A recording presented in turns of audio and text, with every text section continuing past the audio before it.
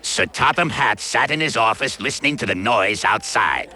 The passengers were angry. The station master came in. "There's trouble in the shed, sir. Henry is sulking. There's no train, and the passengers are saying this is a bad railway." "Indeed," said Sir Topham Hatt, "we cannot allow that." He found Gordon, James, and Henry looking very cross. "Come along, Henry. It's time your train was ready." "Henry's not going," said Gordon. "We won't shunt like little tank engines. That was Thomas's job. We're important tender engines. You fetch our coaches and we will pull them. Tender engines don't shunt."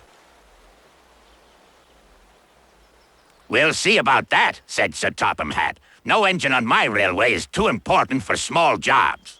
And he hurried away to find Edward. The yard has never been the same since Thomas left to run his branch line, he thought sadly. Edward was shunting. "Leave those freight cars, please, Edward," said Sir Topham Hatt. "I want you to push coaches for me in the yard." "Thank you, sir. That would be a nice change." "That's a good engine. Off you go, then."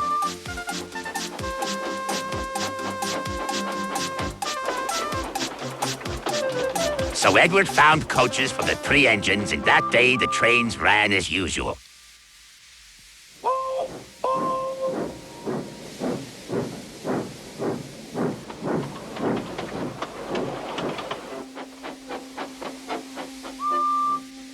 But next morning, Edward looked unhappy.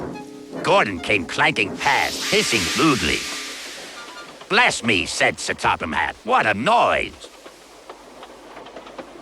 "They all hiss me, sir," answered Edward. "They say tender engines don't shunt, and last night they said I have gray wheels. I haven't, have I, sir?" "No, Edward. You have nice blue ones, and I'm proud of you. Tender engines do shunt, but all the same, we do need another tank engine here." He went to a workshop, and they showed him all sorts of engines.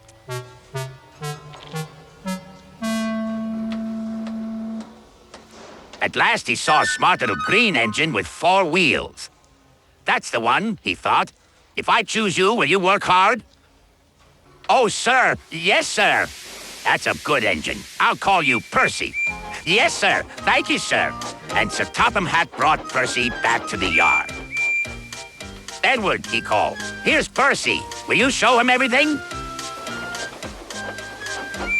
Percy soon learned what he had to do, and they had a happy afternoon.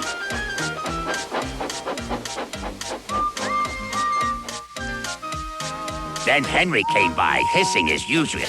"Reesh!" went Percy. Henry jumped and ran back to the shed. "How beautifully you wheeshed him," laughed Edward. "I can't wheesh like that."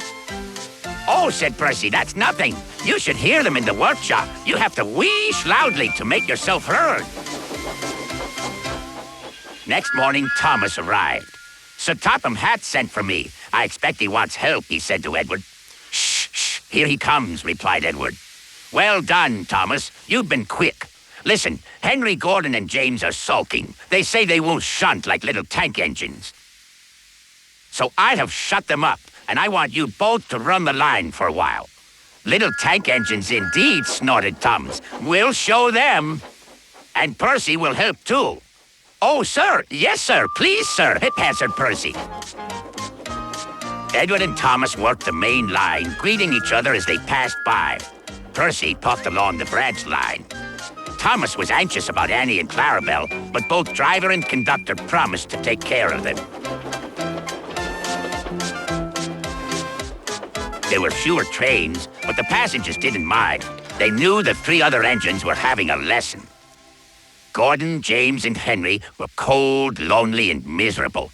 They wished now they hadn't been so silly.